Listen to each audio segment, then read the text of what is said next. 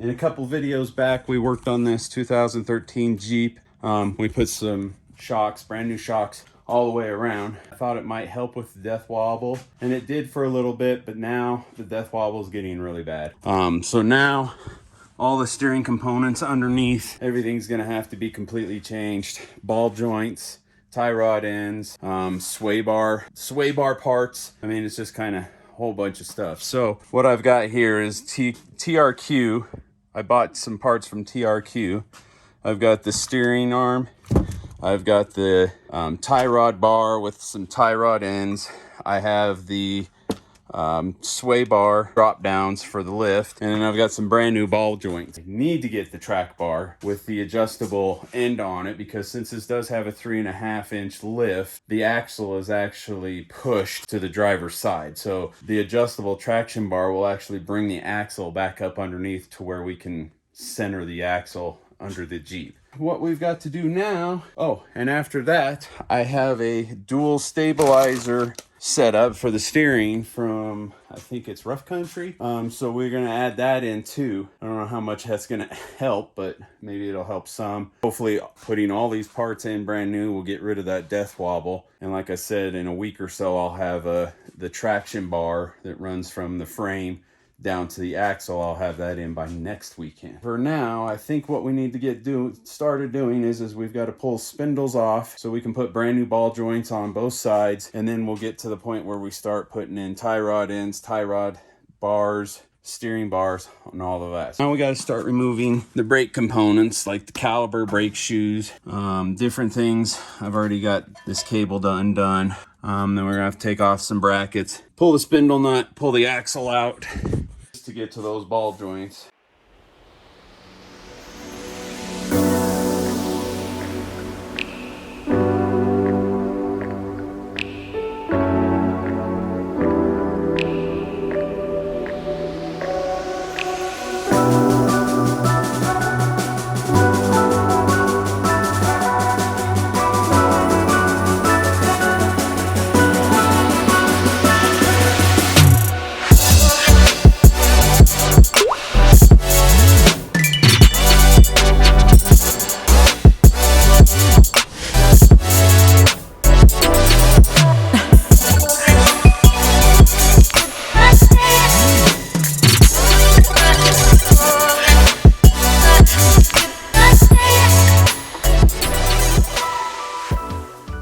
Now we got the axle out, got all the brake components off. We've got it stripped down to just the spindle and the ball joints. So what I'm gonna do is, this is pretty dirty here, so I'm gonna clean this up and we'll find the nuts sizes, undo those nuts, see if we can drop that spindle out, get the new ball joints pressed in, and put this side back together, and then copy the same thing over on the other side. It hasn't been that great because I haven't had a 12-point, had a hard time finding a 12-point socket for the back side of the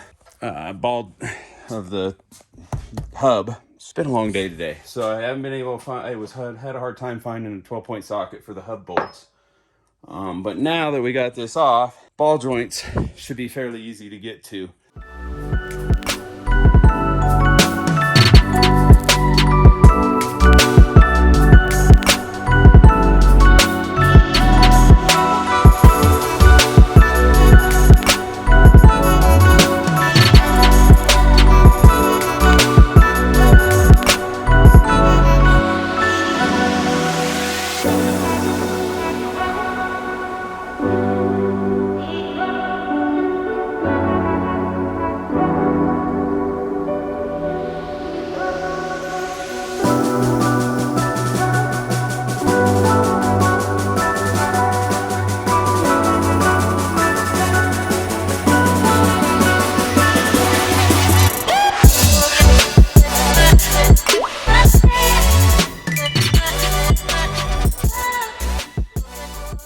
Well, that took longer than I'd liked. I had to take the thing apart twice, put it back together. Realized when I put it back together, I forgot this bracket. Had to take everything off, get back to that nut so I could put that bracket on. Then I put everything back together after putting that bracket on. I noticed that the cotter key wouldn't go into the castle nut, onto that castle nut. Well, in order for me to be able to turn that castle nut, I had to take everything apart again to turn the castle nut just enough to where I could put that cotter key. But right now, we are pretty much back together. New ball joints, and I think I'm gonna replace the sway bar extender. Since it's got the lift on it, it has the extensions on the sway bar. So I think I'm gonna, since I have the tire off, well, right now I'm gonna fix that sway bar connection. And then all I have to do is put the disc brakes back on and put the tire back on. Let's get started on taking apart that sway bar and get the new part in, and then we can start putting caliper, brake drum, all that stuff back on. Go to the other side and do the exact same thing. Hopefully this time I'll only have to do it one time and not 3 times.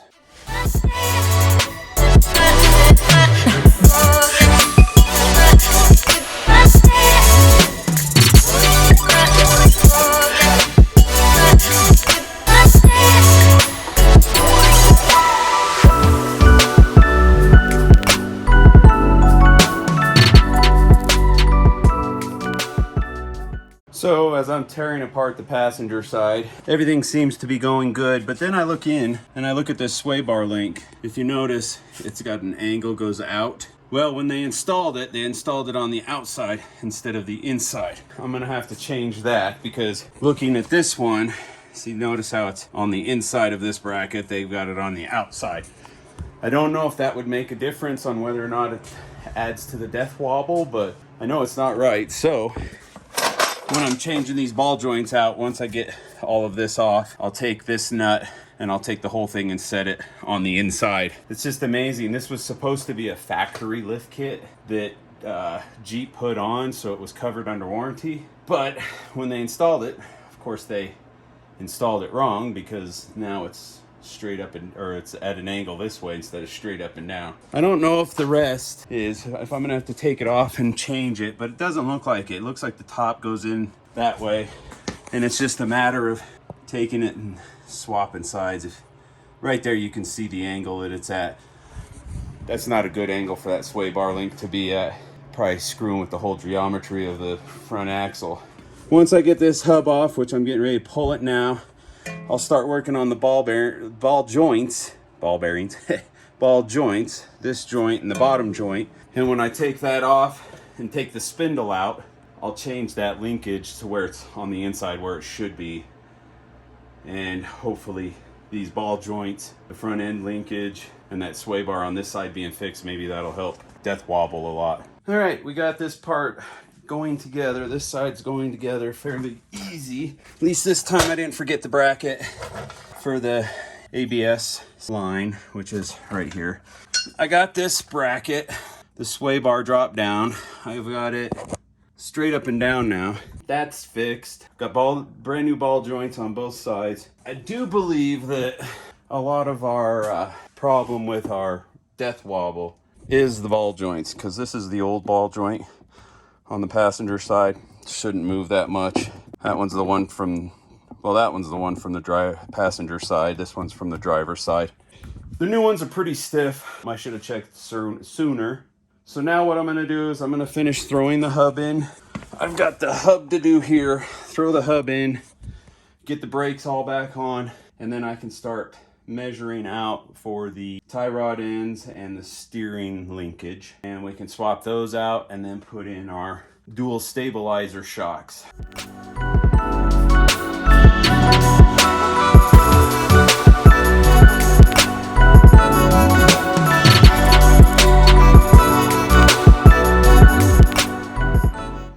And that's it. That is one passenger side ball joints done and finished. So I've got the ball joints finished on both sides. All the parts and pieces back together. That sway bar link nice and straight.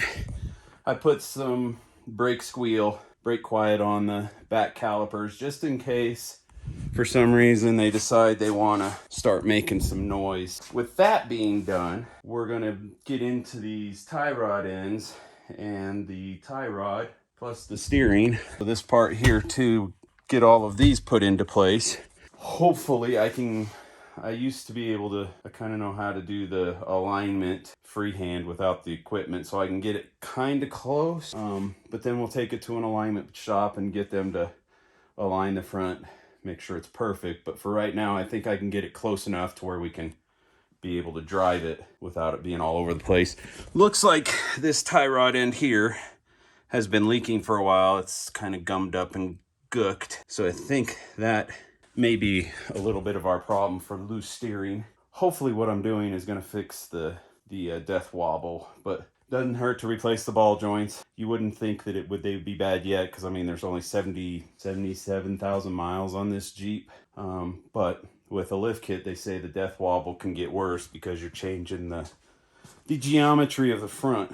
So let's get into changing out these ball joints and tie rod ends. We'll take them up here on the bench. We'll lay them side by side, make sure we get some good measurements off of them, and get them as close as possible to what the ones are that come off of it. All right, here's what we've got. I've got the old tie rod out. I've got the new one put together. They kind of match up. I'm gonna leave this loose and this loose so I can adjust the toe in and out. And then we've got the steering rod, which I actually don't know what this bar's called, so we'll call it the steering rod. That I still have to put together this and this tie rod end. I gotta put those two together. Get those, well, I'm not gonna torque them down right away because this is gonna help me with my steering too, so I'll have to adjust that. I'll set it up the exact same as it is on the old one, and then we'll get that installed.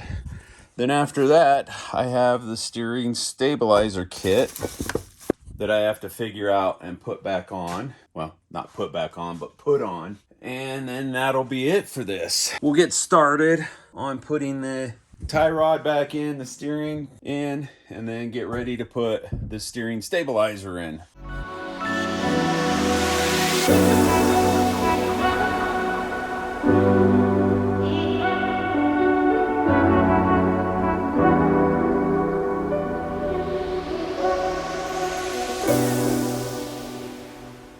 Alright, so we've got the tie rod in and we've got the steering rod in. I have got the tie rod on both sides torqued down. I got the cotter keys in it. I've still left this kind of loose so that it can be adjusted, because I think the toe is I think everything's towed out a little bit.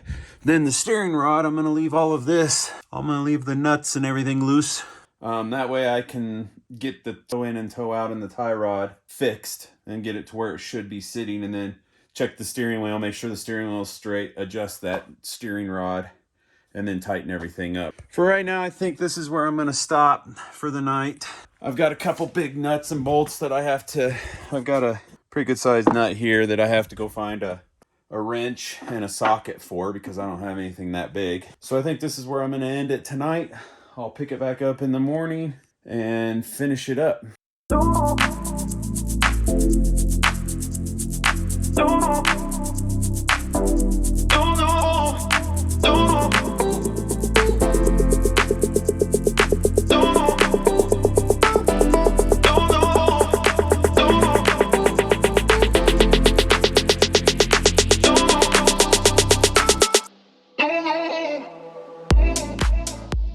Alright, so Dylan and I finally got this alignment figured out. Tires are looking pretty straight. Everything looks really good.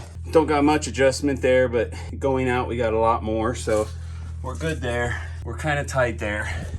So next on the list of things to try to get done before I end this video is we need to work on this kit. Double steering stabilizer kit that I bought. Hopefully I can get this done fairly quick. Doesn't look too bad.